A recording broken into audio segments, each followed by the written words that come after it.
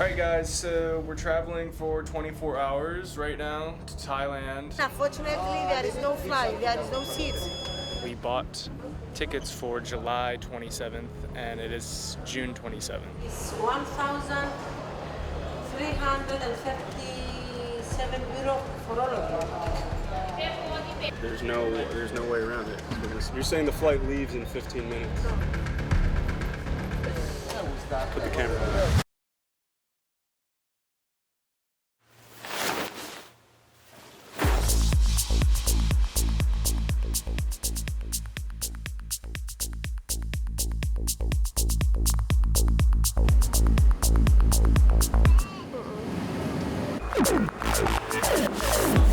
Bangkok, the capital of Thailand, is a vibrant city with a population of around 10 million.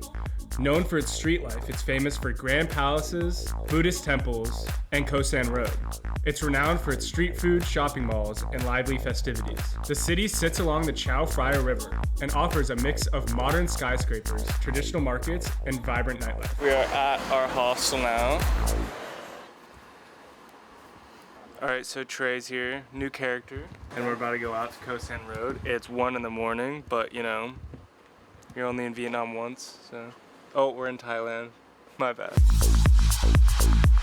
Bangkok covers an area of approximately 1,500 square kilometers, making it one of the largest cities in Southeast Asia. So when we were in Bangkok, we would usually go out around like past midnight. It's 53. So that first night that we were out, we got in pretty late, but we went out around 2 a.m. All right, so it's 2 in the morning here in the middle of the streets of Thailand, and there's like no one on the road. It's actually eerie. Oh.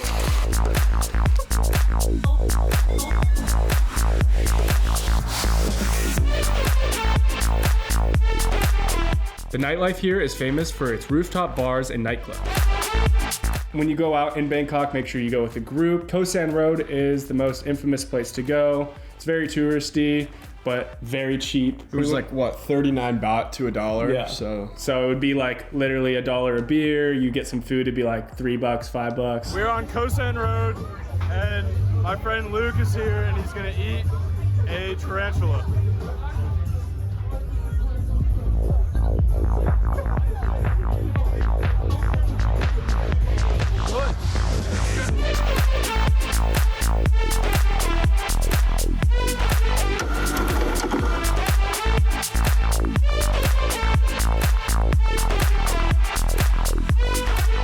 It was a perfect balance in between like intense partying and then more like chilled vibes, and you could kind of do whatever. It's a good mix of both, yeah.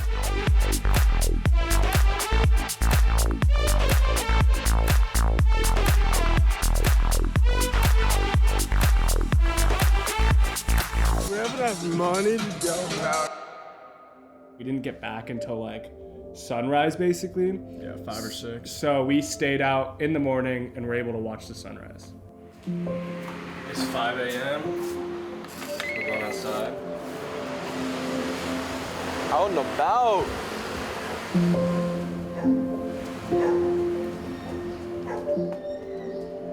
Trey, dude. Wow, you look yet? Oh my god.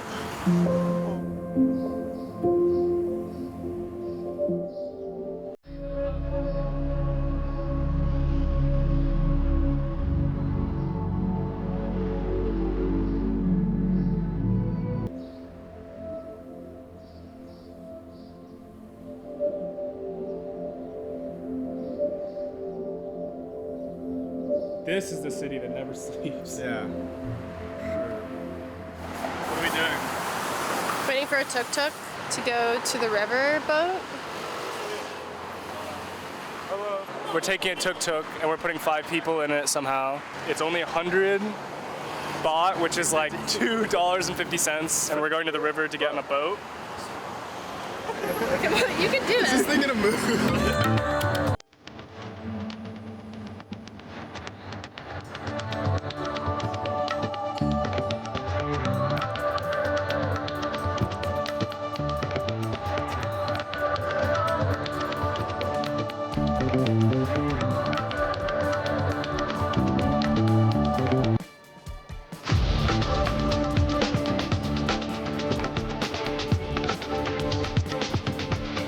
The whole city kind of revolves around this river. It gives the city life. It's their main mode of transportation. Other than the streets, they use it to get everywhere all across the city. We took a bunch of tours just on this river alone. Then there's a bunch of small different canals that channel off. I love the fact that it will be like great weather, a little hot during the day, but as soon as it hits like 4 p.m., there's just showers all over the city.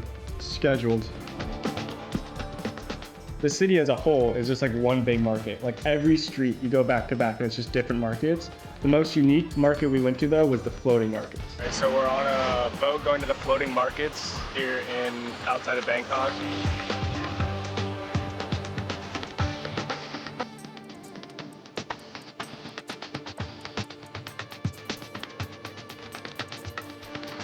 You just break it open?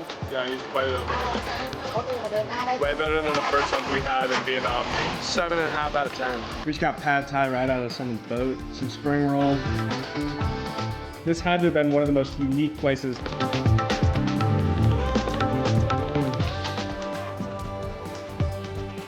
The floating markets offer a unique experience where vendors sell goods directly from boats on canals. The most famous is Dam Nyon Sudiak, located about 100 kilometers from the city. It is known for its boats filled with fruits and vegetables and local snacks.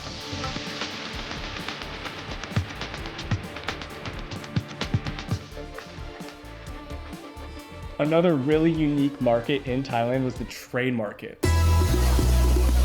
Located about 80 kilometers outside of Bangkok. Starting in the Mekong station, the market ran along the train tracks. So what is this area? This area is a market, the Mekong market. They have lots of fish and vegetation to supply before they deliver it to the different market, including Bangkok market. Because of so many fish and dry seafood, that's why quite stinky, but very, very good market because most of them are fresh from the sea and from the local people. They deliver it into the market. So stinky, but lovely.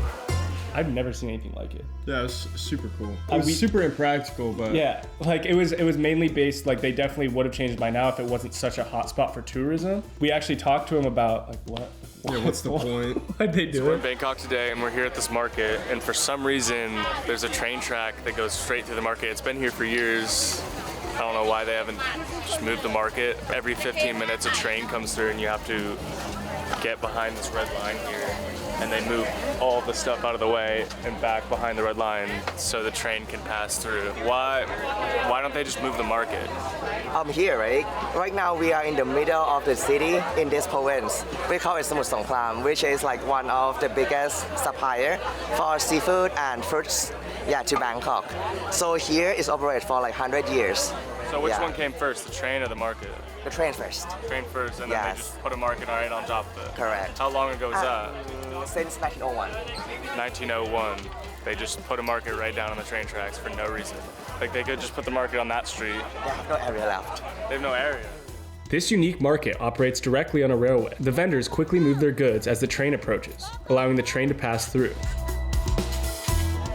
It's coming very slowly and they're all yelling at us to get back behind the red line.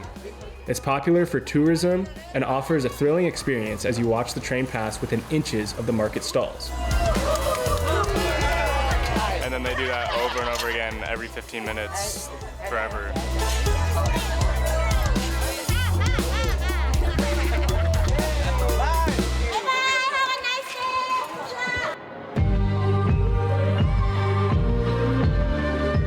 In western Thailand, the River Kwai is located in Kanchanaburi province.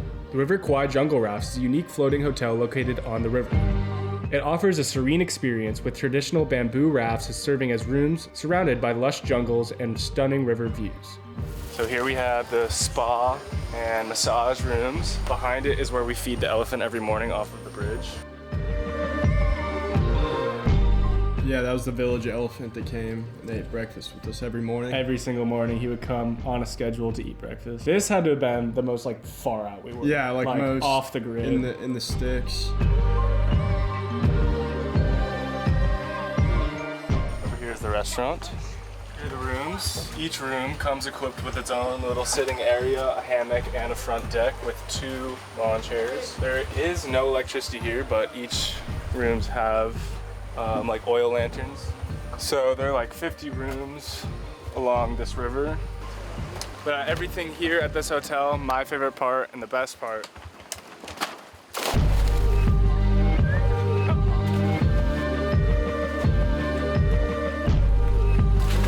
every morning at 6 a.m. we would wake up before our day started, and this is how we took a shower. As well as a normal shower. No. So like all day, this was the main attraction on the hotel, was just jump off the end, float down, relax, get back up onto the hotel, and do it again.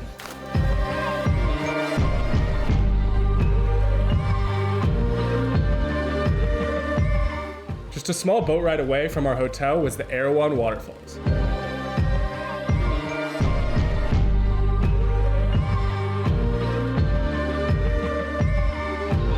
So when we're at the waterfalls, there's multiple levels to hike up, each level offering a different, unique perspective to the waterfalls.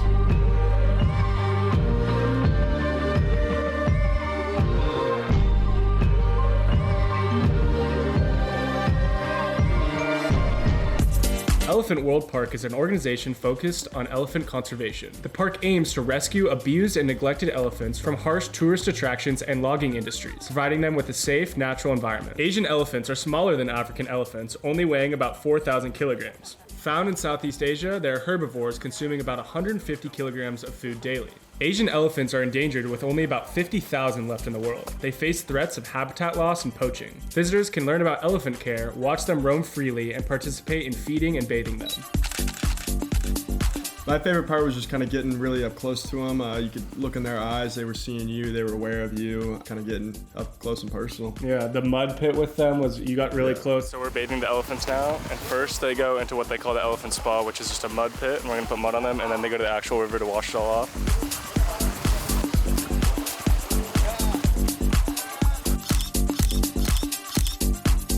The park promotes ethical tourism, emphasizing the protection of elephants from exploitation.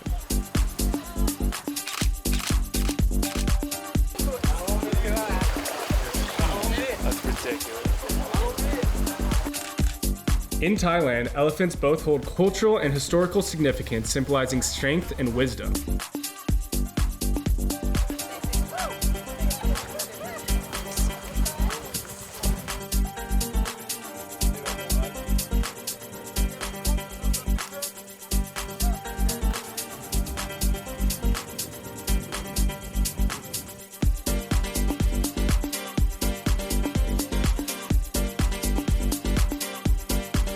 The elephant right here is only 5 years old, already could kill all of us. So we spent the whole day at this park. We got to feed, we got to bathe, we got to go in the river and get real hands-on and close with these giant beasts.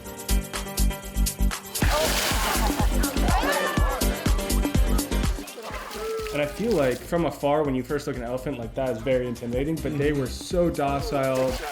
They were very adapted to the way that humans interact with them, and they're very smart creatures, so they knew exactly what we were doing and why they were there.